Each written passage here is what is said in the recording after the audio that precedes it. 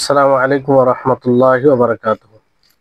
إن الحمد لله نحمده ونستعينه ونستغفره ونعوذ بالله من شرور أنفسنا وسيئات أعمالنا. من يهده الله فلا مضل له ومن يضلله فلا هادي له، وأشهد أن لا إله إلا الله وحده لا شريك له، وأشهد أن محمدا عبده ورسوله. أما بعد، رب اشرح لي صدري ويسر لي أمري واحلل عقدة من لساني يفقهوا قولي. رب زدني علما، رب زدني علما. اللهم إني أسألك علما نافعا ورزقا طيبا وعملا متقبلا। সম্মানিত আজকের ক্লাসে উপস্থিত সুপ্রিয় ভাই সকল, সম্মানিত বোন, মহান আল্লাহ তাবারক ওয়া তাআলার কৃপায়, তার দয়ায় আমরা আজকে সুস্থ অবস্থায় উসুলুল হাদিসের 15তম ক্লাসে উপস্থিত হয়েছি। তারপরে আমাদের সকলের প্রাণ প্রিয় নবী করিম মুহাম্মদ মুস্তাফা সাল্লাল্লাহু আলাইহি ওয়াসাল্লাম ওনার উপরে অসংখ্য শান্তি ধারা বর্ষিত হোক। আল্লাহুম্মা সাল্লি আলাইহি, আল্লাহুম্মা বারিক আলাইহি। তো আলহামদুলিল্লাহ, আমরা বিগত 14টি ক্লাসে উসুলুল হাদিস, হাদিসের পরিভাষাগুলো, নীতিমালাগুলো অনেকটাই জানতে পেরেছি। আজকে ইনশাআল্লাহ কয়েকটি বিষয় নিয়ে আলোচনা হবে। বিগত ক্লাসে মওকুফ হাদিস কাকে বলে সেটা আমরা জেনেছি। আজকে হাদিসের শেষ প্রান্ত হিসাবে যে প্রকারগুলো রয়েছে, মারফু, মওকুফ, মাকতু। আমরা মারফু জেনেছি, মওকুফ জেনেছি, আজকে মাকতু জানবো আমরা। তো মাকতু কাকে বলে এবং মাকতু ও মুনকাতের মধ্যে পার্থক্যটা কি? কারণ এই দুটি বিষয়কে ঘুলিয়ে দেয় অনেকে। মুনকাতের মধ্যে পার্থক্যটা একটু কম করে, যেহেতু নামটা একরকম লাগে হঠাৎ করে শুনলে। তো ইনশাআল্লাহ আজকে আমরা এটা জানবো। মাকতুর ব্যাপারে বলা হচ্ছে যে মা উযিফা ইলা তাবিঈ আও মান দুনাহু মিন কাউলিন আও ফি'লিন, যে কথা, যে ফেল, কর্মের নিসবত, সম্বন্ধ করা যাবে তাবির দিকে অথবা তার নিচে কারো দিকে, সেটা মাকতু হবে। কি হবে? মাকতু হবে। আর মাকতু, মুনকাতে পরিভাষার মধ্যে পার্থক্য যেটা হচ্ছে যে প্রথমে যেটা বিষয় হচ্ছে মুনকাতে, মুনকাতেটা কিসের উদাহরণ? মুনকাতে কিংবা মারফু আর মওকুফ, এটা মাতনের বৈশিষ্ট্য সমূহের একটি বৈশিষ্ট্য। মাতনের এগুলো গুণ। মারফু কি? যে কথাটা নবীর দিকে নিসবত করা হবে। মওকুফ যেটা সাহাবীর দিকে, মাকতু যেটা তাবির দিকে। আর যেগুলো মুআল্লাক, মুরসাল, এগুলো কি? ইসনাদের গুণ। ওয়াল আখারু সিফাতুম মিন সিফাতিল ইসনাদে মিসলু আত-তা'লিক ওয়াল ইরসাল। এটা ইসনাদের বৈশিষ্ট্য সমূহের মধ্যে বৈশিষ্ট্য তালিক, মুআল্লাক, ইরসাল, মুরসাল হওয়া। কারণ এখানে সানাদের মাঝে এটা ঘটে, সানাদ সূত্রের মাঝে ঘটে। তো এটাই পার্থক্য, মূল পার্থক্য এটাই। তাহলে মনে রাখতে হবে মাকতু বলতে এখানে মাতনের সাথে ওটা সম্পর্কিত বিষয়, যে মাতন যখন তাবের দিকে সম্বন্ধ করে বলা হবে, যদিও সানাদে অবিচ্ছিন্ন থাকে, তারপরেও মাকতু হবে। নবীর দিকে নিসবত করা হলে মারফু হবে, সাহাবের দিকে নিসবত করা হলে সেটা কি হবে? মওকুফ হবে। আর এর বিপরীত মুনকাতে, মুরসাল, মুআল্লাক, এগুলো কি সানাদের সাথে সম্পর্কিত। সানাদ এর হিসাবে, এর সঙ্গে আপনাদের মনে আছে, সেই অনুযায়ী আপনারা হয়তো বুঝতে পারছেন। এবার তাবি কাকে বলে? তাবির দিকে নিসবত করলে সেটা মাকতু হয়। তো তাবি কাকে বলে এটা আমাদেরকে জানতে হবে। তাবি বলা হয় হুয়া মান লাকিয়া সাহাবিয়ান মুমিনান ওয়া মাতা আলাল ইসলাম, যে যে ব্যক্তি সাহাবীর সাথে ঈমান অবস্থায় সাক্ষাৎ করে এবং ইসলামের উপরে মারা যায়, তাহলে তাকে তাবেঈ বলে। যে সাহাবীর সাথে ঈমান অবস্থায় সাক্ষাৎ করবে আর ঈমান অবস্থা মারা যায়, তার মানে কেউ যদি ঈমান অবস্থায় সাহাবীর সাথে সাক্ষাৎ করলো তারপর মুরতাদ হয়ে গেল, মারা গেল, তো সে সাহাবী নয়। কিন্তু ঈমান অবস্থায় সাহাবীর সাথে সাক্ষাৎ করলো, মধ্যেখানে মুরতাদ হলো, আবার ইসলামে ফিরে এলো, যে ওই অবস্থায় মারা গেল ইসলামের উপরে, তাহলে তাকে সাহাবী বলে গণ্য করা হবে। জি, তাই হচ্ছে মাকতু বিষয় আর মুনকাতের মধ্যে পার্থক্য যেটা, সে বিষয়টি আপনারা আশা করি বুঝতে পারলেন। তো মুনকাতে মাকতু দুটি বিষয় এক নয়, এটা ভালোভাবে মনে রাখতে হবে। মাকতু এর সম্পর্ক মতনের সাথে, আর মুনকাতে এর সনদের সাথে। অর্থাৎ যখন মারফু, মাওকুফ, মাকতু বলবো, তখন বক্তব্যটি কার কাছ থেকে এসেছে, নবী থেকে না সাহাবী থেকে না তাবেঈ থেকে। যদি নবী থেকে আসে তাহলে মারফু, সাহাবী থেকে যদি আসে তাহলে মাওকুফ, আর যদি তাবেঈ থেকে আসে তাহলে কি হবে, মুনকাতে মাকতু, মাকতু তাবেঈ থেকে এলে। আর আর সানাদ, মুনকাতের বিষয়টি ভিন্ন। বক্তব্যটি কার পক্ষ থেকে এসেছে, মানে মুনকাতেতে এটা বিষয় দেখার নেই যে বক্তব্যটি কার কাছ থেকে এসেছে, এটা আসল দেখার বিষয় থাকে না। সেখানে দেখে যে সনদের মধ্যে কোনো রাবি বিলুপ্ত হয়ে থাকলে হাদিসটি মুনকাতে, মানে সনদে সূত্রে যে চেন আছে, রাবিদের বর্ণনাকারী যে চেন আছে, সেটাতে কি থাকলে বিলুপ্তি থাকলে মুনকাতে, সেটা কি মুনকাতে, তাহলে মাতনের সাথে কোনো সম্পর্ক নেই। এই বিষয়টি পার্থক্য।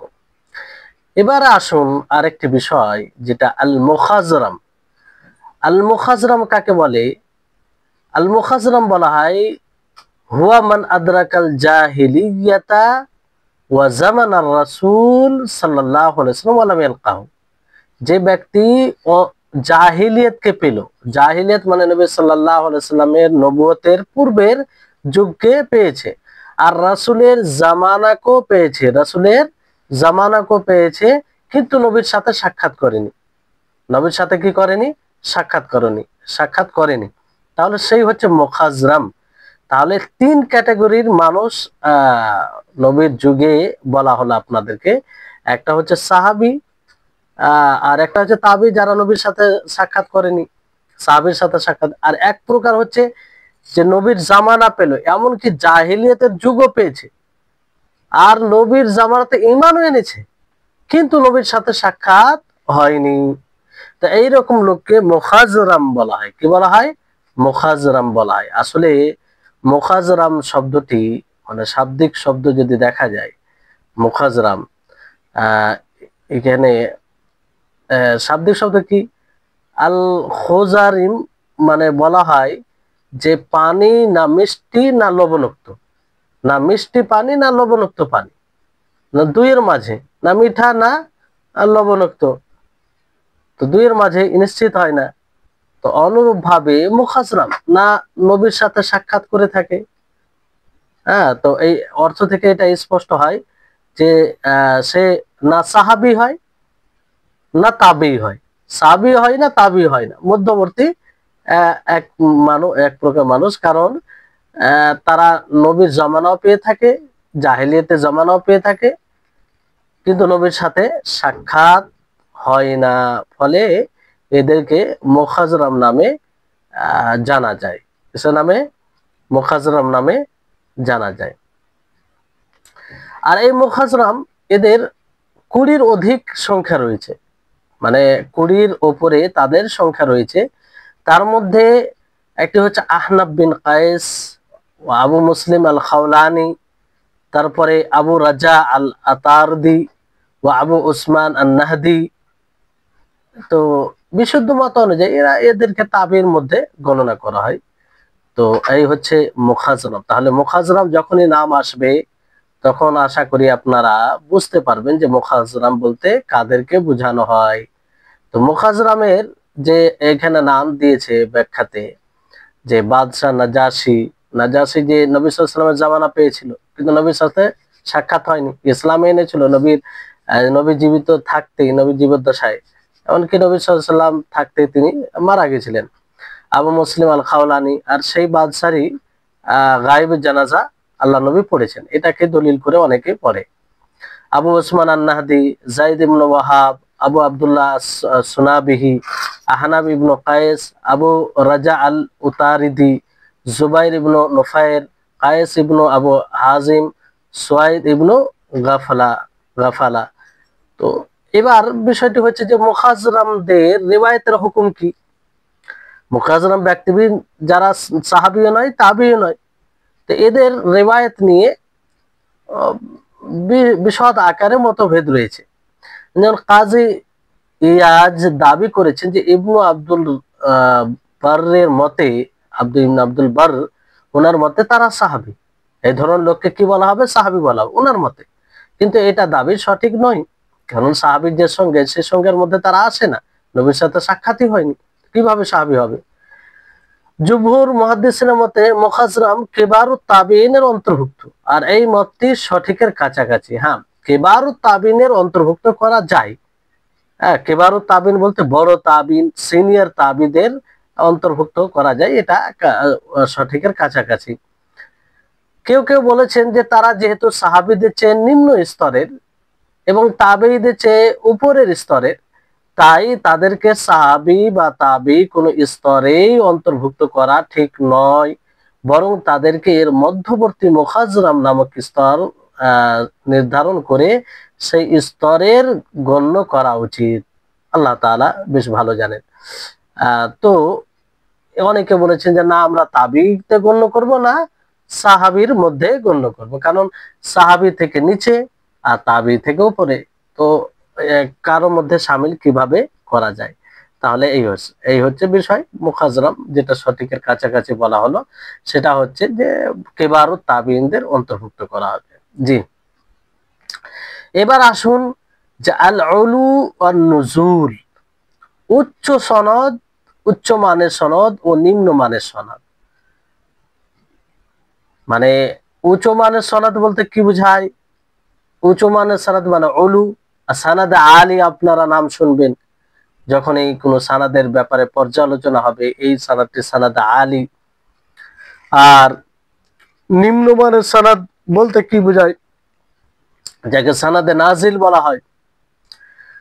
তো বইয়ে রয়েছে যে قد خص الله تعالى هذه الأمة بالإسناد المتصل إلى نبيها, আল্লাহ তাবারক ওয়া তাআলা এই উম্মতে মুহাম্মাদিয়াকে নবী সাল্লাল্লাহু আলাইহি সাল্লাম পর্যন্ত মিলিত হওয়া সনদ দ্বারা বিশেষত্ব দান করেছেন।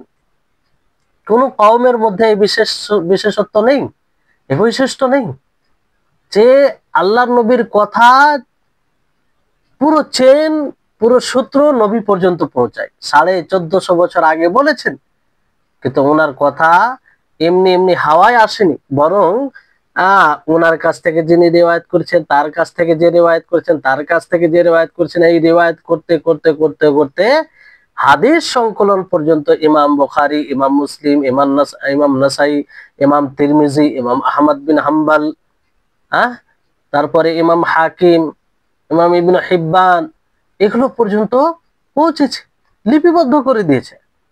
তো এটা এই উম্মতে মুহাম্মাদিয়ার বিশেষত্ব, যেটা কোন জাতি, কোন সম্প্রদায়ের মধ্যে নেই। যতগুলো পুরানা ধর্ম আছে, পুরানা ধর্ম বলতে ইসলামটাই প্রথম ধর্ম, বাকি যতগুলো ধর্ম আছে, কোন ধর্মের মধ্যে এরকম অথেন্টিক বিষয় আপনি পাবেন না, কোনো আগাগোড়া নাই তাদের, কাল্পনিক বিষয়, মানব রচিত কথা দিয়ে পরিপূর্ণ, বিবেকহীন কথা পরিপূর্ণ। তো বিষয়টি হচ্ছে যে এটা উম্মতে মুহাম্মাদের বিশেষত্ব, আর কেনই বা হবে না? কারণ আল্লাহ তাবারক ওয়া তাআলা এই দ্বীনের হেফাজতের দায়িত্ব নিয়েছেন। তো সেটা কিভাবে? এইভাবে যে দেখেন, নবী সাল্লাল্লাহু আলাইহি সাল্লামের প্রত্যেকটি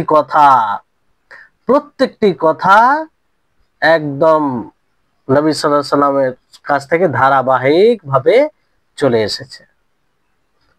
যেটা দ্বীনের জন্য দরকার, দিনকে বাস্তবায়নের দরকার, ওই দরকারের মধ্যে কোনো জিনিস ছুটেনি। কারণ ছুটবে কেন?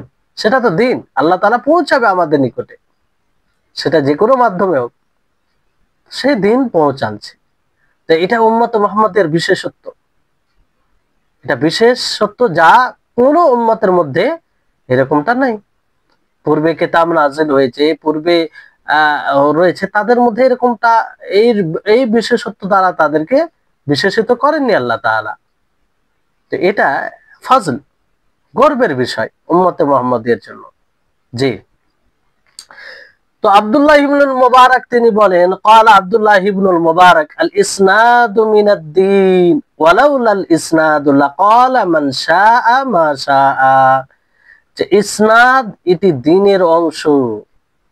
চেন ধারাবাহিকভাবে, অমুক আমি ওনার কাছ থেকে রিওয়ায়াত করছি, উনি তার কাছ থেকে রিওয়ায়াত করেছেন, তিনি তার কাছ থেকে রিওয়ায়াত করেছে, এই যে চেন, ধারাবাহিকতা, বর্ণনাকারীদের চেন। ওয়ালাউলাল ইসনাদ, এটা কি দ্বীনের অংশ। ওয়ালাউলাল ইসনাদ লাকালা মান শাআ মা শাআ, যদি ইসনাদ না থাকতো, এই বর্ণনাকারীদের ধারাবাহিকতা না থাকতো, তাহলে যে ব্যক্তি যেমন ভাবে ইচ্ছা করতো সেটা করত, যার যেটা ইচ্ছা বলে দিত যে এটা আছে ওটা আছে। যদি ইসনাদ না থাকতো, কে কে মানে পার্থক্য করতে পারবে? কেবল আল্লাহ নবী বলেছেন, বলেছেন কি বলেছেন বলে দিয়েছেন, ইসনাদ নেই, কিভাবে আপনি যাচাই করবেন? আল্লাহ তাআলার একটি বিশেষ রহমত, তার দয়া, যে এইভাবে তিনি তার দ্বীনকে রক্ষা করেছেন, আর যাতে আমরা তার দ্বীনের উপরে সঠিকভাবে, অথেন্টিক ভাবে সেই দ্বীনকে নিজের জীবনে বাস্তবায়ন করতে পারি, যেটা আমাদের তাখলিক, আমাদের সৃষ্টির মৌলিক উদ্দেশ্য। তো ইসনাদ না থাকলে এরকমটা অবস্থা হতো, কিন্তু ইসনাদ আছে বলে বাতিলের সংমিশ্রণ ঘটেনি, ঘটেছে তো তাকে আলাদা করে দেওয়া হয়েছে। যেমন স্বর্ণের যারা কাজ করে, তারা দেখেই বুঝতে পারবে যে এটা স্বর্ণ কি স্বর্ণ নয়। এর চেয়ে দূরদর্শী যারা হাদিসের ব্যাপারে মানে পারদর্শী, সাহাবা থেকে নিয়ে আজ পর্যন্ত আল্লাহ তাবারক ওয়া তাআলা এমন ব্যক্তি সৃষ্টি, এমন লোককে সৃষ্টি করেছেন যারা এই বিষয়ে পারদর্শী, শুনেই বলে দেবে যে আপনার এই হাদিস নবীর হাদিস কি নবীর হাদিস নয়। এটা ওয়াহাবি জ্ঞান তাদের মধ্যে রয়েছে, আর নীতিমালাকে সামনে রেখে তারা যুক্তিপূর্ণ ভাবে বলে যে এটা রাসূলের হাদিস নয়, এই কারণে সেটা রাসূলের হাদিস হতে পারে না, কিংবা দুর্বলতা আছে, সন্দেহযুক্ত আছে, সেটার উপরে আমল করা যাবে না। কারণ দ্বীন সেটা নিঃশর্ত ভাবে, নিঃসন্দেহে আমল করতে হবে। জি। ক্বালা সুফিয়ান আস-সাউরি রাহিমাহুল্লাহ, তিনি বলেন, আল ইসনাদু সিলাহুল মুমিন, ইসনাদ কি মুমিনদের হাতিয়ার। মুমিনের কি হাতিয়ার? ইসনাদ কি মুমিনদের হাতিয়ার। মুমিন, কারণ মুমিন নিজের দ্বীনকে পায়, এইটা নিজের দ্বীনের রক্ষা করে এই ইসনাদ দ্বারা। কেউ বাতিলের সংমিশ্রণ করার চেষ্টা করতে গেলে এই ইসনাদের মাধ্যমে ধরা পড়ে যায়। এই ইসনাদের মাধ্যমেই সেই বাতিলকে, হককে বাতিল থেকে আলাদা করা হয়, মানে বাতিল কে চিহ্নিত করা হয়, আর বাতিলকে চিহ্নিত করে তাকে ছাঁটাই করা হয়। জি। তারপরে এখানে বলা হচ্ছে যে উলু বলতে, সানাদ, উচ্চ সানাদ বলতে কি বোঝায়? ওয়াল উলু ইবারাতুন আন কিল্লাতি রিজালিস সানাদ ওয়ান নুজুলু কাসরাতুহুম। সানাদ, উচ্চ সানাদ, উচ্চ মানে সানাদ বলতে সানাদের বর্ণনাকারীর যে ধারাবাহিকতা রয়েছে সেটা কম থাকবে, তার বর্ণনাকারীর স্তর কম থাকবে, স্তর কম থাকবে। আর নুজুর বলতে অধিক তার স্তর, বর্ণনাকারীদের অধিক স্তর থাকবে, অধিক। একটা সানাদে স্তর মাত্র 3টি রয়েছে, কটি রয়েছে? 3টি রয়েছে বর্ণনাকারীদের। আর একটা সানাদে স্তর, বর্ণনাকারীদের স্তর 5টি রয়েছে। তো কোনটা আলী হলো? যেটা 3টি, মানে কম, যেটা কম হবে, আর যেটা বেশি হবে সেটা নাজিল, নিম্নমানের। এটা স্তর। ওয়াহুমা মিন সিফাতিল ইসনাদ, আর এটা ইসনাদের বিশেষত্ব আর কি, ইসনাদের গুণ, সিফাত। ওয়া উলুল ইসনাদে আফজালু মিনান নুজুলি ফি, আর উচ্চ মানের সানাদ সেটা বেশি উত্তম নিম্নমানের সানাদের তুলনায়, সূত্রের তুলনায়। বিশারতি আন ইয়াকুনা সানাদুল আলি খালিয়াম মিনাদ দুফি, এই শর্তে যে উঁচু মানের সানাদ সেটা যফ দুর্বলতা থেকে খালি হবে। যদি শর্ত হচ্ছে যে উঁচু মানের যেটা সানাদ সেটা দুর্বলতা থেকে খালি থাকবে। এবার দুর্বল যদি হয় তাহলে এটা গণ্য করা হবে না, দুর্বলতা থেকে খালি থাকবে। ফাআম্মা ইন কানা মা'আদ দুফি ফালা ফাজলা ফিহি, যদি যফ থাকে, দুর্বলতা থাকে উঁচু মানের সানাদ হয়েও, তাহলে তাতে কোনো ফজিলতের উত্তম হওয়ার কোনো বিষয় আসে না। ওয়ালা সিয়ামা ইন ইয়াশতামিল আলা বা'দিল কাযযাবিন আউল মুত্তাহামিন বিল কাযিব, বিশেষ করে যদি তাতে কিছু মিথ্যুক থাকে অথবা মিথ্যার তার উপরে তহমাত লাগানো হয়েছে, সে মানুষের সাথে মিথ্যা কথা বলেছে, যদি হাদিসের উপরে না বলে, এরকম রাবি থাকলে তো সেটা কোনো মানে ধরাই যাবে না যে উত্তম, সেটা হবেই না, যদিও সানাদ আলী হয়, মানে উঁচু মানের সানাদ হয়।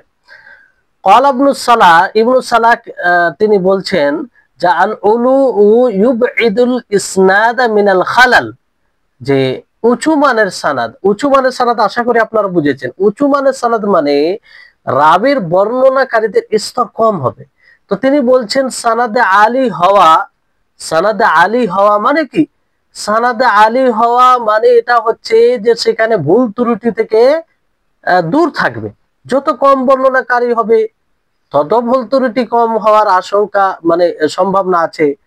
আর যত বেশি বর্ণনাকারী হবে তত বেশি ভুল হওয়ার আশঙ্কা থাকে। লিআন্না কুল্লা ওয়াহিদিন মিন রিজালিহি ইয়াহতামিলু আন ইয়াকাল খালাল মিন জিহাতিহি সাহওয়ান আও আমাদান ফাফি কিল্লাতু জিহাতিল খালাল, কারণ বর্ণনাকারীদের মধ্যে প্রত্যেকের জন্য সম্ভব যে তাদের দ্বারা ভুল হতে পারে, হয়তো ভুলে ইচ্ছাকৃত ভুল করতে পারে, অজান্তেও ভুল হতে পারে, কিন্তু সম্ভব না। একের পক্ষে যতটা সম্ভব ভুলে, দুইয়ের পক্ষে তার থেকে বেশি সম্ভব, দুইয়ের পক্ষে যতটা ভুলের সম্ভব, তিনের পক্ষে আরো বেশি সম্ভব ভুল হওয়া। তো এই জন্য যেখানে বর্ণনাকারীদের যত স্তর কম হবে তত ভুলের আশঙ্কা কম থাকবে, ভুলের সম্ভাবনা কম থাকবে। জি, তাই হচ্ছে সানাদে আলী, সানাদে নাজিল। সানাদে আলী বলতে উঁচু মানের সানাদ, আর সানাদে নাজিল বলতে নিম্ন মানের। সানাদে আলী বলতে যে সানাদের বর্ণনাকারীদের স্তর অতি কম হবে অন্য সানাদের তুলনায়, আর নাজিল মানে বেশি হবে। জি, আশা করি আপনারা বুঝতে পারছেন। মানে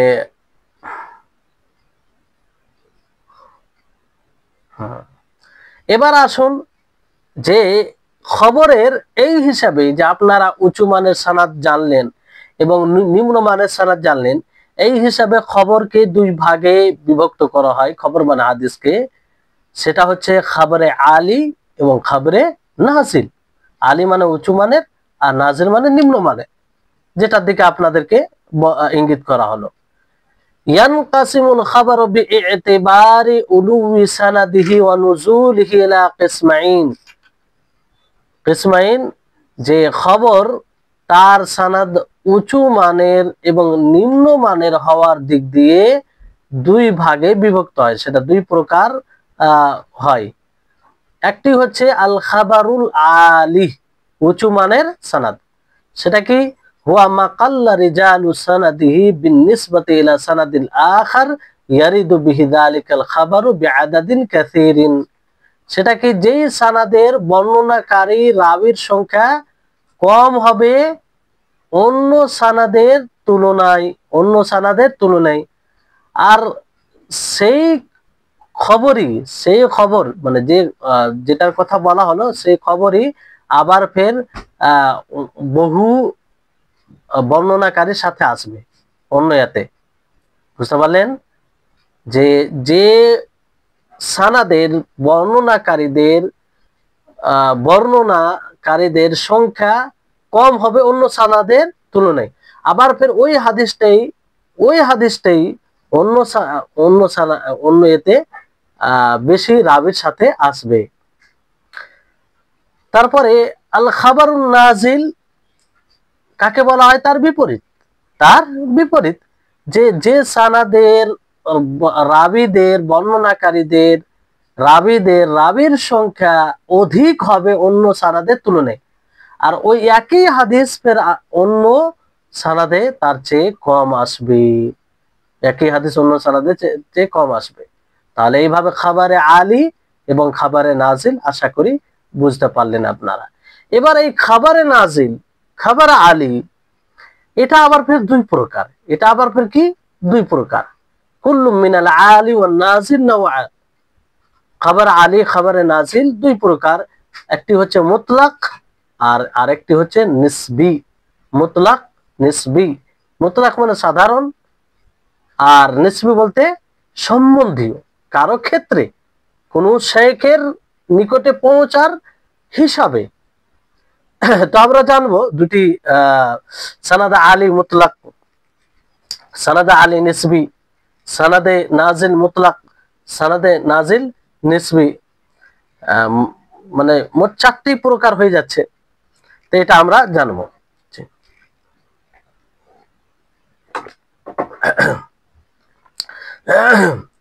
ফাল আলী উলু ওয়াল মুতলাকান, আলী উলু মুতলাক সেটার সংজ্ঞা কি? ওয়া মান তাহা সানাদুহু ইলা নবী সাল্লাল্লাহু আলাইহি ওয়াসাল্লাম বিআদাদিন কালিলিন বিনিসবাতি ইলা সানাদিন আখার ইয়ারিদু বিহিল খাবারু বিআদাদিন কাসীরিন। যে সানাদ নবী সাল্লাল্লাহু আলাইহি ওয়াসাল্লাম পর্যন্ত পৌঁছাবে অতি অল্প সংখ্যক রাবির মাধ্যমে অন্য সানাদের তুলনায়, আর সেই একই হাদিস কিন্তু অন্য এতে বেশি সংখ্যক রাবি থাকবে। বুঝলেন? তাহলে নবী পর্যন্ত পৌঁছাবে, এটা হচ্ছে মুতলাক, একদম নবী পর্যন্ত। আর এর বিপরীত হচ্ছে নাজিল নুজুল মুতলাক, মানে বেশি সংখ্যক রাবি হবে কিন্তু নবী পর্যন্ত পৌঁছাবে। স্পষ্ট বিষয়, আশা করি আপনারা বুঝতে পারছেন। ওয়াল আলী উলুওয়ান নিসবিয়ান, আর আলী উলু নিসবি বলতে কি? হুয়া মান তাহা সানাদু ইলা ইমামিম মাশহুরিম মিন আইম্মাতিল হাদিস কা মালিক ওয়া শু'বা মাসালান বিআদাদিন কালিলিন বিনিসবাতি ইলা সানাদিন আখার ওয়ারাদা বিহি যালিকাল খাবারু বিআদাদিন কাসীরিন ওয়া জিদ্দুহু নাজিল নুজুলান নিসবিয়ান। যে সানাদ পৌঁছাবে কোন মাশহুর ইমাম, ইমামগণের মধ্যে কোন মাশহুর ইমাম পর্যন্ত, মানে কোন একজন ইমামের সাথে মানে বিষয় থাকবে যে ওই পর্যন্ত, যেমন মালিক শোভা, যে মালিক পর্যন্ত পৌঁছাতে গিয়ে কম থাকবে রাবির সংখ্যা সেই ইমাম পর্যন্ত পৌঁছাতে গিয়ে অন্য সানাদের তুলনায়। আবার ওই একই হাদিস ওই ইমাম পর্যন্ত পৌঁছাতে গিয়ে অন্য এতে বেশি রাবি থাকবে, কি থাকবে? বেশি বর্ণনাকারী থাকবে। আর এইভাবে আলী উলু নসবি, এটা নিসবি মানে সম্বন্ধীয় কোন ইমাম, নবী সাল্লাল্লাহু আলাইহি ওয়াসাল্লাম পর্যন্ত নয়। তো এটা হচ্ছে আলী উলু নসবি। আর নাজিল নিসবি সেই ঠিক এরকমই, তার বিপরীত, যে অধিক রাবি থাকবে, বর্ণনাকারী থাকবে অন্য সানাদের তুলনায়, কিন্তু কি পর্যন্ত? কোনো ইমাম পর্যন্ত পৌঁছাতে। আর ঠিক ওই একই হাদিস অন্য এতে ফের কম থাকবে। জি, তাহলে এই হচ্ছে সানাদে আলী আর সানাদে সানাদে নাজিল এবং তার মধ্যে মুতলাক নিসবি। তো মুতলাক নিসবি একটু আরেকটু ভালো করে বোঝার চেষ্টা করেন, যে মুতলাকের মধ্যে সনদের ওয়াস্তা কম বেশি সহকারে সনদটি যদি রাসূল সাল্লাল্লাহু আলাইহি সাল্লাম পর্যন্ত পৌঁছে যায় তাহলে মুতলাক, রাসূল পর্যন্ত পৌঁছাবে মুতলাক। আর মুতলাক শব্দের অর্থ হচ্ছে সাধারণ। সনদ যেহেতু সাধারণত রাসূল সাল্লাল্লাহু আলাইহি সাল্লাম পর্যন্ত পৌঁছে থাকে, তাই এই ধরনের সনদকে মুতলাক বলা হচ্ছে। সনদ বলতে কি রাসূল পর্যন্ত পৌঁছাবে, এই জন্য তার নাম মুতলাক। আর নিসবি যদি সানাদটি রাসূল সাল্লাল্লাহু আলাইহি সাল্লাম পর্যন্ত না পৌঁছে নির্দিষ্ট কোন ইমাম পর্যন্ত পৌঁছে থাকে, তাহলে সেই সানাদকে নিসবি বলে। নিসবি অর্থ সম্বন্ধীয়, যেহেতু নির্দিষ্ট কোন ইমামের দিকে লক্ষ্য করে সনাদের অবস্থা কম বেশি হচ্ছে, তাই একে নিসবি বলে। কি বলে? নিসবি বলে। জি। এবার আসুন যে নিসবির কত প্রকার। নিসবি কত প্রকার? নিসবির প্রকারভেদ। আনওয়াউন নিসবি। তো এখানে বলা আছে তাতাফাররাউ মিনান নিসবি আরবাআতু আনওয়া। নিসবির শাখা প্রশাখা বের হচ্ছে 4টি প্রকারে। কয়টি প্রকারে? 4টি প্রকারে। একটি হচ্ছে আল মুআফাকা, দ্বিতীয় হচ্ছে আল বাদল, তৃতীয় হচ্ছে আল মুসাওয়া, চতুর্থ হচ্ছে আল মুসাফাহা। আল মুসাফাহা প্রত্যেকটিকে আমরা জানার চেষ্টা করব। মুআফাকা কাকে বলে? যে ওয়াহিয়া আন ইয়াসিলা রাওয়ি ইলা শাইখি আহাদিল মুসান্নাফিন কাল বুখারী মাসালান মিন গায়রি তারিকি মা উলুবি ইসনাদি আলা ইসনাদিল মুসান্নিফি। আহাদিল, তো এই হচ্ছে যে বর্ণনাকারী কোন লেখকের যে হাদিস একত্রিত করেছে সানাদ সহ, তার সানাদ সহ, তো সেই লেখকের শেখ পর্যন্ত মিলিত হবে। বর্ণনাকারী লেখকের শেখ পর্যন্ত মিলিত হবে। যেমন ইমাম বুখারী রাহিমাহুল্লাহ, হ্যাঁ, তো ইমাম বুখারী রাহিমাহুল্লাহর যে শেখ আছে, ওস্তাদ আছে, তার সাথে অন্য বর্ণনাকারী মিলিত হবে ইমাম বুখারীর তারিখ ছাড়া। ইমাম বুখারীর তারিখ ছাড়া। আর যে মিলিত হবে অন্য কেউ অন্য সানাদে, সেটার সানাদ উঁচু মানের হবে। কি হবে? উঁচু মানের হবে। এর উদাহরণ থেকে আপনারা বুঝতে পারবেন। যেমন ومثل لذلك الحافظ ومثل لذلك الحافظ بأن يروي البخاري حديثا عن قتيبة عن مالك مثلا فلو رأيناه من طريق البخاري كان بيننا وبين قتيبة 8 ولو رأيناه من طريق أبي العباس السراج أن قتيبة كان بيننا وبين قتيبة 7 فقد حصلت لنا الموافقة مع البخاري في شيخه قتيبة مع الألوي। দেখেন এখানে যে এর উদাহরণ হাফিজ ইবনে হাজার রাহিমাহুল্লাহ তিনি দিয়েছেন যে ইমাম বুখারী একটি হাদিসকে কুতাইবা থেকে রিওয়ায়াত করছেন, কুতাইবা মালিক থেকে। কুতাইবা মানে উদাহরণস্বরূপ। আর আমরা যদি দেখি তিনি বলছেন যে ইমাম বুখারীর তারিখ থেকে আমাদের মাঝে এবং কুতাইবার মাঝে 8 জন রয়েছে। কয়জন? 8 জন রয়েছে। আর ঠিক আবুল আব্বাস আস-সাররাজের তারিখ থেকে কুতাইবা পর্যন্ত কয়জন রয়েছে? 7 জন। এটা আলাদা তারিখ, এটা আলাদা একটা তারিখ। তাহলে এখানে দেখেন মুআফাকা হচ্ছে। কেমন ভাবে মুআফাকা? যেমন বুখারীর তারিখ থেকে কুতাইবা পর্যন্ত যে পৌঁছাচ্ছে, কুতাইবা বুখারীর তারিখ থেকে, সেখানে 8 জন। তো কুতাইবা ইমাম বুখারীর শেখ। আর এদিকে আবুল আব্বাস আস-সাররাজ থেকে কুতাইবা পর্যন্ত পৌঁছাচ্ছে, এখানে আর 7 জন হচ্ছে। মধ্যে কয়জন? 7 জন। তো কুতাইবা এখানেও ইমাম বুখারীর শেখ, ইমাম বুখারীর শেখের সাথে মিলিত হচ্ছে। আর এটা সানাদে আলী হয়ে যাচ্ছে আবুল আব্বাস আস-সিররাজের তারিখ থেকে, কারণ আবুল আব্বাস আস-সিররাজের তারিখে 7 জন রয়েছে। এই সানাদে কুতাইবা এবং আবুল আব্বাস আস-সিররাজের মাঝে কয়জন আছে? গ্যাপ আছে 7 জন। আর ইমাম বুখারী কুতাইবা আর এর মাঝে কয়জন? 8 জন।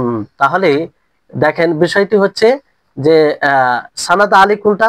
যে অন্য রাবি বর্ণনা করতে গিয়ে ইমাম বুখারীর শেখের সাথে মিলে যাচ্ছেন, আর শেখের সাথে ঠিক মিলে যাচ্ছে, এই জন্য মুআফাকা।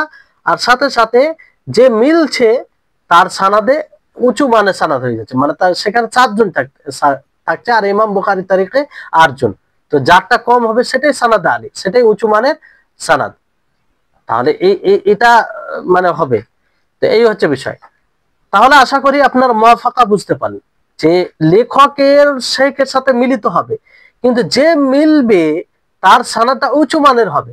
তো উঁচু মানের কিভাবে হবে? এটা যে ইমাম বুখারীর তারিখ 8 জন বর্ণনাকারীর সংখ্যা, আর যে মিলছে আবুল আব্বাস আস-সিররাজ এর তারিখ থেকে, তো সেই তার মাঝে কতটা থাকছে 7 জন, তাহলে এটা সানাদে আলী হয়ে যাচ্ছে। জি, মুওয়াফাকাতে এটা থাকবে যে মিলবে, তার সানাদে আলী হয়ে যাবে, উঁচু মানের সানাদ হয়ে যাবে। আর বাদাল বলতে ইউসাম্মাল বাদা ইবদাল, ইবদাল মানে বদল, ওয়াল উসুল ইলা শাইখি আহাদিল মুসান্নিফিন মিন গায়রি তারিকিহি মা উলুল ইসনাদ আলাল ইসনাদি ইলাইহি, যে কোন লেখকের শেখের সাথে মিলবে। কোন লেখকের, ইমাম বুখারী বলেন, ইমাম মুসলিম বলেন, ইমাম তিরমিজি বলেন, যারা সানাদের নিজের সানাদের সাথে হাদিস একত্রিত করছে, তাদের মধ্যে তাদের শিক্ষকের সাথে মিলবে, শিক্ষকের সাথে মিলবে তার তারিখ ছাড়া। আর যে মিলবে সে কি, তার সানাদ উঁচু মানের হবে। কি হবে? উঁচু মানের হবে। তার সানাদের মানে লেখকের সানাদের তুলনায় উঁচু মানের হবে। এর উদাহরণ দেখেন তাহলে বুঝতে পারবেন। মা ক্বালাহুল হাফিজ মুশিরান ইলা মিসালিল মুওয়াফাকাতি আল মাযকুর কাআন ইয়াকা লানা যালিকাল ইসনাদ বিআইনিহি মিন তারিকিন উখরা গায়রা তারিকিল বুখারী ইলা আল কানাবি আন মালিক ফায়াকুনু আল কানাবি ফিহি বাদলান আন কুতাইবা শাইখ আল বুখারী। وأكثر ما يعتبر كل من الموافقة والبدل إذا قارن العلو وإلا فهما واقعا بدونه। এখানে হাফিজ ইবনে হাজার রাহিমাহুল্লাহ তিনি মুওয়াফাকার উপরোক্ত যে উদাহরণটি দেওয়া হলো, সেই উদাহরণের দিকে ইঙ্গিত করে তিনি বলছেন যে এখানে ইসনাদ যেটা ওয়াকে ঘটেছে সেটা কি সেই তারিখ থেকে ইমাম বুখারী, মানে ইমাম বুখারী তারিখ ছাড়া অন্য তারিখ থেকে কানাবি পর্যন্ত পৌঁছায়। কি পর্যন্ত? কানাবি পর্যন্ত। কানাবি ফের আবার মালিক থেকে। তো কানাবি আসলে ইনি কোতাইবার পরিবর্তে কোতাইবা যিনি বুখারীর শেখ। আর বেশিরভাগ মুওয়াফাকা এবং বদল যখন মুকারানা করা হয়, একসাথে বলা হয়, তখন উলুর বিষয়টা আসে যে একজনের সানাদ কি হবে? উন্নত মানের হবে, উঁচু মানের হবে, মানে যে মিলবে তার উঁচু মানের হবে।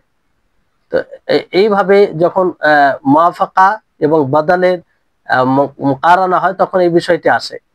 আর কখনো এই ছাড়াও বলা হয়, মানে উঁচু মানের হয় না, তারপরও মুওয়াফাকা বদল বলা হয়। মানে পার্থক্যটা কি, যে ইবদাল বদলে কি হবে, যে শিক্ষকের সাথে মিলবে, আর মুওয়াফাকাতে লেখকের সাথে মিলবে। জি, এই হচ্ছে বিষয়।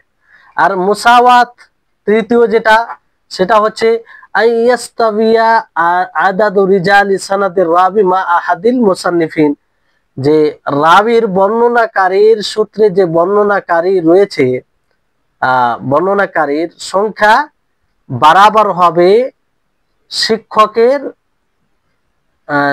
লেখকের কারো সাথে, বরাবর হবে, সমান হবে। এই জন্য মুসাওয়া মানে সমান। উদাহরণ থেকে বুঝতে পারবেন, দেখেন এর উদাহরণ হচ্ছে মা ওয়াকা লিল হাফিজ ইবনে হাজার মিন আহাদিস ফিহা বাইনা ওয়া বাইনাহু ওয়া বাইনা নবী সাল্লাল্লাহু আলাইহি ওয়াসাল্লাম 10 রিজাল, যেটা ঘটেছে হাফিজ ইবনে হাজার সাথে, যে তিনার কাছে কিছু হাদিস আছে, তিনার মাঝে এবং নবী সাল্লাল্লাহু আলাইহি ওয়াসাল্লামের মাঝে 10 জন বর্ণনাকারী। কয়জন? 10 জন বর্ণনাকারী। আর ঠিক এরকমই ঘটেছে ইমাম তিরমিজি, ইমাম নাসাই, একদম এই 10 জন রাবি। ইমাম তিরমিজি যেমন সূরাতুল ইখলাসে যে রিওয়ায়াতটি বর্ণনা করেন, ইমাম নাসাই কিতাবুস সালাতে আবু আইয়ুব থেকে মারফু যে রিওয়ায়াত করে কুল হুয়াল্লাহু আহাদ তা'দিলু সুলুসাল কোরআন, যে কোরআনের তৃতীয়াংশের বরাবর হয়। তো এই মানে 10 জন, ইমাম নাসাই, ইমাম তিরমিজি, তিনারাও 10 জন রাবির ব্যবধানে রাসূল থেকে, মানে রাসূল পর্যন্ত পৌঁছায়। হাফিজ ইবনে হাজার রাহিমাহুল্লাহ তিনিও রিওয়ায়াত করেন ব্যবধানে 10 জন রাবি বর্ণনাকারীর ব্যবধান, মানে সমান সমান। এই জন্য এর নাম কি দেওয়া হয়েছে? মুসাওয়া। এর নাম কি দেওয়া হয়েছে? মুসাওয়া। তারপরে তিনি বলছেন যে লা আলামু ইসনাদান আতওয়ালু মিন ইসনাদে হাযাল হাদিস ফিহি সিত্তাতুম মিনাত তাবিন, যে এই ইসনাদের চেয়ে বড় ইসনাদ আর কোনো ইসনাদ আছে বলে আমার জানা নেই, কারণ এই ইসনাদে 10 জনের মধ্যে 6 জন তাবি। এবার চিন্তা করুন, তাবিদের মধ্যে 6 জন, অমুক তাবি, অমুক তাবি থেকে অমুক তাবি, অমুক তাবি থেকে অমুক তাবি, অমুক তাবি থেকে, এইভাবে তাবিদের মধ্যে 6 জন হয়ে যাচ্ছে। তো এইরকম বড় ইসনাদ, এইরকম আর ইসনাদ উনি বলছেন যে আমার জানা নেই, এটা সবচেয়ে বড় ইসনাদ সানাদ। ওয়ালিল হাফিজ ইবনে হাজার জুজুন জামা ফিহি আশরাতু আহাদিস ওয়া সাম্মাহু আল আশরাতুল উশারিয়া। আর হাফিজ ইবনে হাজার একটি অংশ তিনি একত্রিত করেছেন, যেখানে 10টি হাদিস তিনি লিখেছেন, এরকম যে সানাদ রয়েছে। আর তার নাম কি দিয়েছেন? আল আশরাতুল উশারিয়া, আল আশরাতুল উশারিয়া, মানে 10টি হাদিস এরকম জমা করেছে। হাফিজ ইরাকি قال الحافظ العراقي وكانت المساواة توجد قديما। হাফিজ ইরাকি তিনি বলেন মুসাওয়াত এটা পুরনো মানে পাওয়া যায়। ওয়া আম্মাল ইয়াউম তুমকিনু ফি মুতলাকিল আদাদ। আর আজকে তো সে এই সময় মুতলাক আদাদে এটা সম্ভব, মানে আম ভাবে সংখ্যায় এটা সম্ভব, কিন্তু নির্ধারিত কোনো হাদিসে এটা মুশকিল, কঠিন। তারপরে চতুর্থ যেটা বিষয় মুসাফাহা। মুসাফাহা কাকে বলে? ওয়াহিয়া আইয়াস্তাবিয়া ইসনাদুর রাবি আদাদাম মা ইসনাদিহি তিলমিযু আহাদিল মুসান্নিফিন ফায়াকুনুর রাবি কাআন্নাহু লাকিয়াল মুসান্নাফ ওয়া রাওয়া আনহু সুমিয়াত বিযালিকা লিআন্নাল আদাতা জারাত বিল মুসাফাহাতি বাইনামা তালাকায়া। এখানে বলা হচ্ছে যে বর্ণনাকারীর ইসনাদ লেখকের কোন ছাত্রের ইসনাদের সাথে বরাবর হবে, কোন ছাত্রের ইসনাদের সাথে বরাবর হবে, সমান হবে। ফায়াকুনুর রাবি, তো বর্ণনাকারী মনে হয় যে যার সাথে সে সাক্ষাৎ করবে, রিওয়ায়াত করবে, সে সাক্ষাৎ করেছে এরকম মনে হচ্ছে, রিওয়ায়াত করেছে। আর সাধারণত সাক্ষাৎ যদি হয় তাহলে মুসাফাটা হয়ে থাকবে। মুসাফা মানে হাতে হাত মেলানো, যে সালাম করতে গিয়ে মুসাফা করে, তো মুসাফা হয়ে থাকে, ফলে এটার নাম মুসাফা দেওয়া হয়েছে। তো এই হচ্ছে 4টি প্রকার কিসের মানে সানাদে নিসবি মানে এই 4টি প্রকার, 4টি তার শাখা হিসাবে এটা বলা যেতে পারে। তো আমরা আর একটু ভালো করে বোঝার চেষ্টা করি। যে মুওয়াফাকা বলতে আমরা বুঝতে পারলাম, মুওয়াফাকা মানে এর আবেদানিক অর্থ কি? মিল থাকা, সামঞ্জস্যপূর্ণ হওয়া, এটাকে বোঝায়। আর এইখানে যে আপনারা সঙ্গে একটা বিষয় পড়েছিলেন যে ওয়া ইল্লা ফাহুমা ওয়াকিআন বিদুনিহি, যে একটা মুওয়াফাকা বাদাল যখন দুটোকে একসাথে বলা হয় তখন মুওয়াফাকার মধ্যে উঁচু মানের সানাদের বিষয়টি আসে যে মিলিত হবে, তার মধ্যে তার সানাদটি উঁচু মানের হবে। আর বাদালে এটা হবে না, কিন্তু কখনো কখনো এই ছাড়াই, উঁচু মানের বলা ছাড়াই এটা বলা হয় দুটোর ক্ষেত্রে। তো মৌলিক যেটা পার্থক্য, যে মুওয়াফাকাতে কি হয়, সংকলক যিনি হাদিস একত্রিত করেছেন তার শিক্ষক পর্যন্ত পৌঁছায়, ফলে সেটা মুওয়াফাকা। আর বাদালে কি হয়, যে তাতে রাবের সংখ্যা কম না হওয়ার কারণে সানাদটি উলু তথা উঁচু মানেরও হয় না। এটা হয় মানে বাদালে উঁচু মানের হয় না, কিন্তু অনেক সময় মুওয়াফাকা বাদাল হওয়ার পাশাপাশি সানাদটি উলু তথা উঁচু মানের হয়, কখনো উঁচু মানের হয়, কখনো উঁচু মানের হয় না। তাহলে সেটা নিসবির প্রকার বলে গণ্য হবে। যখন উঁচু মানের হবে তখন নিসবির প্রকার বলে গণ্য হবে, উঁচু মানে যখন হবে। আর যখন উঁচু মানের কোনো হবে না, পাওয়া যাবে না, তখন সেটি নিসবির প্রকার গণ্য হবে না, বরং সাধারণ বাদাল মুওয়াফাকা বলতে পারেন। মানে নিসবির প্রকার হওয়ার জন্য উঁচু মানের হওয়া জরুরি। উঁচু মানের যদি না হয় তাহলে সাধারণ বাদল মুওয়াফাকা আপনি বলতে পারেন, নিসবির প্রকার হিসাবে নয়। মুসাওয়া এটাও আপনারা বুঝলেন যে এর অর্থ হচ্ছে সমান হওয়া, সমতা ইত্যাদি। পরিভাষায় কি বলে, একজন রাবীর বর্ণিত হাদিসের সনদের রাবী সংখ্যা কোন গ্রন্থ সংকলকের সনদের রাবীর সংখ্যা সমান হয়ে যাবে, বরাবর হয়ে যাবে। কোন লেখকের রাবী বর্ণনাকারীর মানে তার ছাত্রের এর সাথে বরাবর হয়ে যাবে। অর্থাৎ একটি হাদিস বর্ণনা করতে গিয়ে একজন রাবীর সনদে যত রাবী থাকবে, উক্ত হাদিসটিকে অপর কোন গ্রন্থ সংকলক ইমামের সনদের সাথে তুলনা করতে গেলে তার সনদেও ততজন রাবী থাকবে। যেমন কুল হুয়াল্লাহু আহাদ, এটা তাহাদিল রাসূল সাল্লাল্লাহু আলাইহি ওয়াসাল্লাম এটা বলা হয়েছে। তিরমিজি, ইমাম নাসাইর রাবীর সংখ্যা 10 জন। আর হাফিজ ইবনে হাজার রাহিমাহুল্লাহ তিনিও উক্ত হাদিসটি বর্ণনা করতে গিয়ে তারও 10 জন হয়েছে। তো মুসাওয়া বরাবর হয়ে যাচ্ছে, বরাবর। আর মুসাফাহা এটা হচ্ছে যে হাদিসের উক্ত প্রকারটি মুসাফা নামে নামকরণের কারণ হলো, মানুষ যখন পরস্পরের সাক্ষাৎ করে পরস্পরের সাথে, তখন সাধারণত তারা মুসাফা করে থাকে, হাত মিলিয়ে থাকে। এখানে রাবীর সনদের রাবীর সংখ্যা গ্রন্থ সংকলক ইমামের ছাত্রের রাবীর সংখ্যার সমান হয়ে গেছে, তাই মনে হচ্ছে তিনিও তার ছাত্র। আর ছাত্র যখন ওস্তাদের সাথে সাক্ষাৎ করে তখন তাদের মাঝে মুসাফা হওয়াটা খুবই স্বাভাবিক একটি বিষয়, তাই উক্ত রাবী কর্তৃক বর্ণিত হাদিসকে মুসাফা বলে। তো মুসাফা নামকরণ এটা স্পষ্ট করা হয়েছে। এবার আসুন যে রিওয়ায়াতুল আকরান ও মুদাব্বাজ। মুদাব্বাজ যে সমবয়সীদের এক অপরের থেকে বর্ণনা, সমবয়সী এক বয়সের সমবয়সের তাদের এক অপরের কাছে বর্ণনা। এই দিক দিয়ে হাদিসের কয় প্রকার হয়, কিংবা এই এই হাদিসের পরিভাষায় তার নাম কি দেওয়া হয়, রিওয়ায়াতুল আকরান আল মুদাব্বাজ বলতে কি বোঝায়? কারণ এরকম পাবেন যে এটি রিওয়ায়াতুল আকরান অথবা মুদাব্বাজ, তো আকরান বলতে কি আর মুদাব্বাজ বলতে কি বোঝায়? তো রিওয়ায়াতুল আকরান বলা হচ্ছে আল কারিনানি হুমা আল মুতাকারিবানি ফিস সিন্নি ওয়াল আখদি আনিল মাশাইখ, ওয়া রিওয়ায়াতুল আকরান হিয়া আন ইয়ারবিয়া কারিনুন আন কারিনিহি কা রিওয়ায়াতুল আমাশ আনিত তাইমি। যে দুই সাথী, দুই সমবয়স্ক যারা বয়সে এক অপরের নিকটে হবে, মানে সমবয়স্ক হবে, আর মাশায়েখ থেকে হাদিস গ্রহণ করতে গিয়ে একই মাশায়েখ থেকে তারা নেই, মানে এক ধরনের মাশায়েখ শিক্ষক তাদের এক হয়ে থাকে, আর বয়সও তাদের আশেপাশে হয়ে থাকে। তো রিওয়ায়াতুল আকরান যখন বলা হবে তখন এর থেকে বোঝা যাবে যে আইয়ার ব্যক্তি এক সাথী এক সঙ্গী আরেক সঙ্গীর কাছ থেকে রিওয়ায়াত করবে। যেমন আমাশ তাইমি, তারা সমবয়স্ক, তাদের শিক্ষকও মানে মানে এক ধরনের শিক্ষক থেকে তারা নিয়ে থাকে।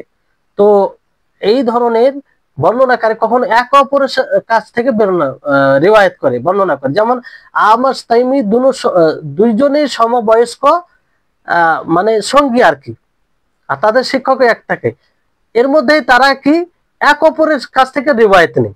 যেমন আমাশ তাইমি থেকে রিওয়ায়াত নেই, অথচ তারা সমবয়স্ক সাথী। তো এরকমটা হয়ে থাকে। আর মুদাব্বাজ কাকে বলে, মানে মুদাব্বাজের অর্থ হয় যে যেমন বলা হয় তিবা জাতাইল ওয়াজ, মানে দুই গাল সামনাসামনি হয়, এই জন্য মুদাব্বাজ বলা হয়। পরিভাষায় বলা হয় আইয়ার বিয়া কারিনানি কুল্লুম মিনহুমা আনিল আখার, যে দুই বন্ধু এক অপরের কাছ থেকে রিওয়ায়াত করবে। যেমন উম্মুল মুমিনিন আয়েশা রাদিয়াল্লাহু তাআলা আনহা, তিনি আবু হুরায়রা রাদিয়াল্লাহু তাআলা আনহু থেকে রিওয়ায়াত করেছেন। অনুরূপভাবে আবু হুরায়রা রাদিয়াল্লাহু তাআলা আনহু তিনি আয়েশা রাদিয়াল্লাহু তাআলা আনহা থেকে বর্ণনা করেছেন। ইমাম মালিক আউজাই থেকে রিওয়ায়াত করেছেন, আউজাই কখনো ইমাম মালিক থেকে রিওয়ায়াত করেছেন। তো দুজনের সাথে একই সময়ের ইমাম আহমদ বিন হাম্বল, আলী ইবনে মাদানী, তাদেরও এই বিষয়। তো মুদাব্বাজ আর আকরার মধ্যে পার্থক্যটা কি, এটা আপনাদের প্রশ্ন জাগছে যে মুদাব্বাজ এটা আকরানের চেয়ে ব্যাপক, মানে মুতলাক সাধারণ। আকরানে কি যে বয়সে কিংবা মাশায়েখে মানে শিক্ষকে এক হতে হবে, মানে এক থাকে কম বেশি, কিন্তু মুদাব্বাজে তা নয়। তো এই এই প্রকারটা জানা লাভ কি, কেন এটা জানবেন, আর এই এই ভাগটি কেন করেছেন, আর এটার মানে আসল উদ্দেশ্য কি? এর লাভ হচ্ছে এটা যে ওয়ামিন ফাওয়াইদ মারিফাতে হাযান নাওঈ, এই প্রকার জানার উপকারিতা হচ্ছে এটা যে আল আমনু মিন আইয়ুযান্না জিয়াদা ফিস সানাদে আও ইউযান ইবদালু আন বিল ওয়াও, যে এই ধারণা থেকে নিরাপত্তা পাওয়া যে কেউ ধারণা করতে পারে যে সানাদে বাড়িয়ে দেওয়া হয়েছে, অথবা আনের জায়গায় ওয়াও হতো, আন আন মানে উনার কাছ থেকে রিওয়ায়াত করেছেন, তো এখানে আসলে আন হবে না, ওয়াও হবে, যে উনিও রিওয়ায়াত করেছেন। আসলে যারা দেখবে তারা কি ভাববে যে এই দুজন সাথী, তো আসলে এখানে এই দুজনেই অন্যের কাছ থেকে রিওয়ায়াত করেছেন, এরকমটা বুঝবে মানুষ, কারণ সাথী তারা তো এক মাশায়েখের কাছ থেকে রিওয়ায়াত করে থাকে, কিংবা এক সমবয়স্ক তারা। তো এই ক্ষেত্রে মানুষ কি ভাববে, যেমন ধরেন বলা হলো যে উপরে যে আমাস রাওয়াল আমাস আনিত তাইমি, রাওয়াল আমাস আর তাইমি, তো আমাস রিওয়ায়াত করছে তাইমি থেকে, তো যারা দেখবে তারা ভাববে আমাস তাইমি তারা তো দুইজন সাথী সমবয়স্ক, তো এক অপরের কাছ থেকে রিওয়ায়াত আসলে করেনি, ভুলে হয়তো আন লাগিয়ে দিয়েছে, এখানে ওয়াও হবে, মানে আমাস এবং তাইমি রিওয়ায়াত করছেন অপরের শাইখ থেকে, এরকমটা ভাববে যে সমবয়স্ক তারা এক অপরের সাথে রিওয়ায়াত করেনি। আসলে সেটা কি, যে আমাস তাইমি থেকে রিওয়ায়াত করছে, আমাস তাইমি থেকে রিওয়ায়াত করছেন। অনুরূপ ভাবে আয়েশা রাদিয়াল্লাহু তাআলা আনহা, তারপর আবু হুরায়রা রাদিয়াল্লাহু তাআলা আনহু, তিনারা এক অপরের সাথে রিওয়ায়াত করেছেন। তো অনেকেই ভাববে যে ইনারা হয়তো আয়েশা ও আবু হুরায়রা উভয়ে রিওয়ায়াত করেছেন রাসূল থেকে, কিন্তু অনেক সময় এরকমটা হয় না, বাস্তবে আয়েশা রাদিয়াল্লাহু তাআলা আনহা আবু হুরায়রা থেকে রিওয়ায়াত করে থাকেন। তো এটা ভুল ধারণা আসতে পারে। তো এই ভুল ধারণায় কি বলবে যে এখানে আন হবে না ওয়াও হবে, মানে আয়েশা এবং আয়েশা উভয়ে রিওয়ায়াত করে নবী সাল্লাল্লাহু আলাইহি সাল্লাম থেকে, তো ও ভুলে আন লাগিয়ে দিয়েছে, তো ওয়াও হবে। ওয়াও বলতে মানে কি, আর মানে আয়েশা ও আবু হুরায়রা আনি নবী সাল্লাল্লাহু আলাইহি সাল্লাম, তখন এর অর্থ কি হবে, যে আয়েশা ও আবু হুরায়রা উভয়ে রাসূল থেকে বর্ণনা করছেন। আর যখন বলা হবে আয়েশা আন আবি হুরায়রাতা, অথবা আবু হুরায়রা আন আয়েশাতা, তো এখানে অর্থ কি হবে, যে আয়েশা আবু হুরায়রা থেকে বর্ণনা করছেন, অথবা আবু হুরায়রা আয়েশা থেকে বর্ণনা করছেন। তো এইটার অর্থ হবে, তো যারা দেখবে ভাবে এরা তো একই সময় ছিল, তো আয়েশা আবু হুরায়রা থেকে রিওয়ায়াত করছে না, বরং দুইজনের রাসূল থেকে রিওয়ায়াত করছেন, তো এটা ভুল ধারণা হলো না? এই ভুল ধারণা থেকে বাঁচার জন্য এই তাকসিমটা করা, এই তাকসিমটা করা, এই বিভক্তিটা করা, যাতে মানুষ এই ভুল ধারণা থেকে নিরাপত্তা থাকে। তাহলে এই হচ্ছে আপনার আকরান, রিওয়ায়াতুল আকরান ও রিওয়ায়াতুল মুদাব্বাজ, রিওয়ায়াতুল আকরান ও রিওয়ায়াতুল মুদাব্বাজ। তাহলে এই এই বিষয়গুলো যখন এইটা আসবে তো আপনাদেরকে বুঝে নিতে হবে। জি, তাহলে দুটি লাভ এখানে বলা হলো, যে এক তো সানাদে অতিরিক্ত ভাববে, যে সানাদে মনে হয় বাড়িয়ে দিয়েছে ভুলে, এটাও ধারণা করতে পারে। বর্ণনার ক্ষেত্রে সাধারণত ছাত্র তার ওস্তাদের কাছ থেকে বর্ণনা করে, মানে ছাত্র কার কাছ থেকে, ওস্তাদের শিক্ষকের কাছ থেকে বর্ণনা করবে। কিন্তু হাদিসের জগতে এক সঙ্গী অপর সঙ্গী থেকে হাদিস বর্ণনা করার দৃষ্টান্ত কম নেই, মানে অনেক রেওয়ায়ত এরকম আছে যে ছাত্ররা এক অপরের কাছ থেকে রেওয়ায়ত করে। এভাবে যখন কেউ তার সঙ্গীর কাছ থেকে হাদিস বর্ণনা করবে, তখন যে ব্যক্তি মুস্তালাহুল হাদিসের এই পরিভাষাটি সম্পর্কে জানে না, তার মানে এমন ধারণার সৃষ্টি হতে পারে যে এখনো এখানে নুসখা লিখতে গিয়ে যে লিপিকা যে লিখেছেন, একত্রিত করেছেন, মনে হয় সে ওস্তাদ ও ছাত্রের মাঝে তার সঙ্গীকে বৃদ্ধি করে দিয়েছেন। এটা ভাববে না যে আমার সাত্তাইমি, তো আমার সাত্তাইমি, আমার সাত্তাইমি ভাববে যে একজনকে বৃদ্ধি করে দেওয়া হয়েছে, আসলে দুইজন রিওয়ায়াত করেনি, এটাও ভাবতে পারে। তো এই ধারণা থেকে বাঁচার জন্য কি কি করতে হবে, এই ধারণা থেকে বাঁচবে যখন এই ইসলাহ, এই পরিভাষাটি জানবে। আর দ্বিতীয় বলা হলো যে আনকে ওয়াও ভাবতে পারে, যেখানে আন হবে না ওয়াও হবে, তো এখান থেকে বাঁচতে পারবে, যেটা আপনাদেরকে বোঝানো হলো যে হাদ্দাসানা ফুলান ওয়া ফুলান, হাদ্দাসানা ফুলান, যে অমুক আর অমুক, অমুক আর অমুক আমাকে বর্ণনা করেছে, অমুক আর অমুক আমাকে বলেছে, এর অর্থ হবে এটা। আর হাদ্দাসানা ফুলান আন ফুলান মানে আমাকে অমুক জন অমুক রাবি থেকে বর্ণনা করেছে, তা দুটোর মধ্যে পার্থক্য। তো যখন হাদ্দাসানা একই সমবয়স্ক দেখবে হাদ্দাসানা ফুলান আন ফুলান, তখন কি মনে করবে যে মনে হয় এখানে আন ভুলে দিয়েছে। তো এই ভুল থেকে মানে রক্ষা পাওয়ার জন্য এইভাবে রিওয়ায়াত করবে। তো এই হচ্ছে বিষয়। তো আশা করি আপনারা রিওয়ায়াতুল আকরান ও রিওয়ায়াতুল মুদাব্বাজ আমরা আপনারা বুঝতে পারলেন। আজকে এখান থেকে যথেষ্ট, ইনশাআল্লাহ ফের পরবর্তীতে আলোচনা হবে। পরবর্তীতে রিওয়ায়াতুল আকাবির আনিল আসাগির, বড়রা ছোটদের কাছ থেকে রিওয়ায়াত করে, এরকমও দৃষ্টি মানে উপমা আছে। তো সে সম্পর্কে আমরা জানবো, তারপরে ধারাবাহিকভাবে যেগুলো পরে বিষয় আছে আমরা জানার চেষ্টা করব। আল্লাহ তাবারক ওয়া তাআলার কাছে দোয়া করি আল্লাহ যেন আমাদের সকলকে ভালোভাবে বুঝার তৌফিক দান করেন, আমাদের সকলের মেধা শক্তিকে বৃদ্ধি করেন, আর আমাদের সকলকে আল্লাহ যেন ইলমে নাফে দান করেন, উপকারী জ্ঞান, যে জ্ঞান দ্বারা আমরা ইহকালে ও পরকালে লাভবান হব। ওয়া আখির দাওয়ানা আনিল হামদুলিল্লাহি রাব্বিল আলামিন। আসসালামু আলাইকুম ওয়া রাহমাতুল্লাহি ওয়া বারাকাতুহু।